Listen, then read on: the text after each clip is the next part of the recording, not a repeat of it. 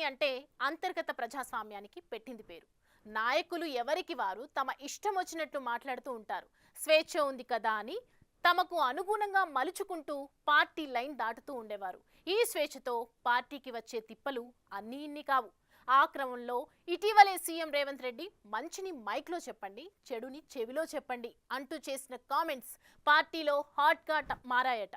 నూతన ఇన్ఛార్జ్ మీనాక్షి సైతం రాగానే తన మార్కు చూపెడుతూ ఉండటంతో లైన్ దాటుతున్న నాయకుల్లో తెలియని ఫియర్ మొదలైందట. ఇన్ని రోజులు అనుభవించిన స్వేచ్ఛకు ఇక బ్రేకులు పడినట్లేనని తెగ ఇదైపోతున్నారంట. కాంగ్రెస్ మహా సముద్రం లాంటి పార్టీ. ఏ రాజకీయ పార్టీలో లేని స్వేచ్ఛ కాంగ్రెస్ పార్టీలో ఉంటుంది. సొంత పార్టీ నేతల్నే స్థాయి భేదం లేకుండా టార్గెట్ చేస్తుంటారు నాయకులు.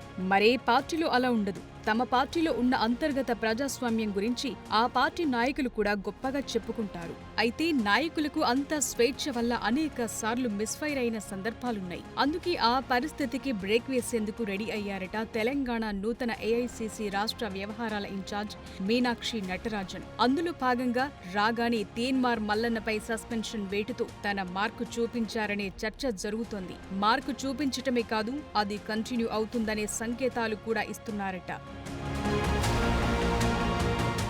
పార్టీ నిర్ణయానికి వ్యతిరేకంగా మాట్లాడినా, పార్టీ ఇంటర్నల్ విషయాలు బయట మాట్లాడినా చర్యలు తప్పవనే ఇండికేషన్ ఇవ్వకనే ఇచ్చారు నటరాజన్. పార్టీ ప్రతిష్టాత్మకంగా తీసుకుని కులగణన సర్వే చేసింది. ఈ సర్వేనుద్దేశించి ఎమ్మెల్సీ తీన్మార్ మల్లన్న తప్పుబడుతూ తన సొంత యూట్యూబ్ ఛానల్లో ఆ సర్వే నివేదికను తగలబెడుతూ అసభ్యకరంగా మాట్లాడారు. దాంతో ఆయనకు పార్టీ షోకాజ్ నోటీసులిచ్చింది. దానికి మల్లన్న వివరణ ఇవ్వలేదు. దాంతో పార్టీ చాలా రోజులు తీన్మార్ మల్లన్నపై వేటు వేయటానికి ఆలోచించింది.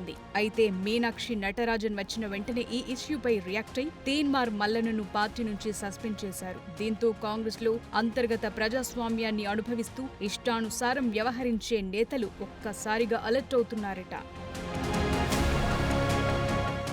మరోవైపు పార్టీ సీనియర్ నేత వీహెచ్ సైతం తన నివాసంలో రాజకీయ పార్టీలకు అతీతంగా మున్నూరు కాపు సామాజిక వర్గానికి చెందిన నేతలతో సమావేశం ఏర్పాటు చేశారు. ఈ సమావేశంలో అఖిలపక్ష కమిటీ వేయడంతో పాటు మున్నూరు కాపులకు కాంగ్రెస్ లో ప్రాధాన్యత తగ్గిందని కామెంట్లు చేశారు. అలాగే కులగణనపై మీటింగ్లో పాల్గొన్న ప్రతిపక్ష నేతలు నెగటివ్ గా మాట్లాడారు. తమ బలం చూపించుకోవటానికి పార్టీకి అతీతంగా ఒక సభ పెట్టాలనే నిర్ణయం తీసుకున్నారు.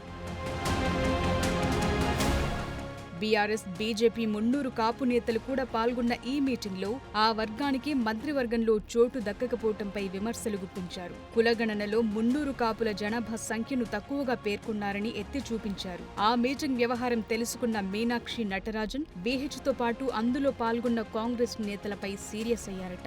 పార్టీలో సీనియర్ నాయకులు అలా ఇంట్లో అన్ని పార్టీల నేతలతో సమావేశమై కులగణనలపై కాంగ్రెస్ పార్టీలో మున్నూరు కాపులకు ప్రాధాన్యత గురించి చర్చించడం ఏంటని సీరియస్ అయ్యారట. దానికి సంబంధించి వి హనుమంతరావుని గాంధీ భవన్ కు పిలిపించి మందలించారన్న టాక్ వినిపిస్తోంది.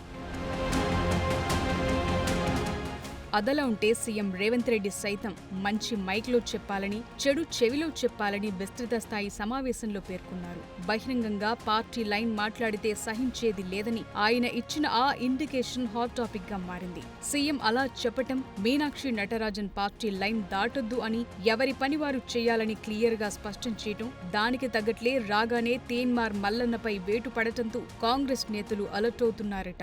సీనియర్ నాయకుడు వీహెచ్ మీటింగ్ పై ఆమె సీరియస్ అవటం ఇక ఇష్టమొచ్చినట్లు వ్యవహరిస్తే పార్టీలో తమ పప్పులు ఉడకవని నాయకులు గుసగుసలాడుకుంటున్నారు. ఏది ఏమైనా తెలంగాణ కాంగ్రెస్ కి మంచి రోజులొచ్చాయని, అందరికీ క్రమశిక్షణ అలవడుతుందని సీనియర్లు ఆనందపడిపోతున్నారు.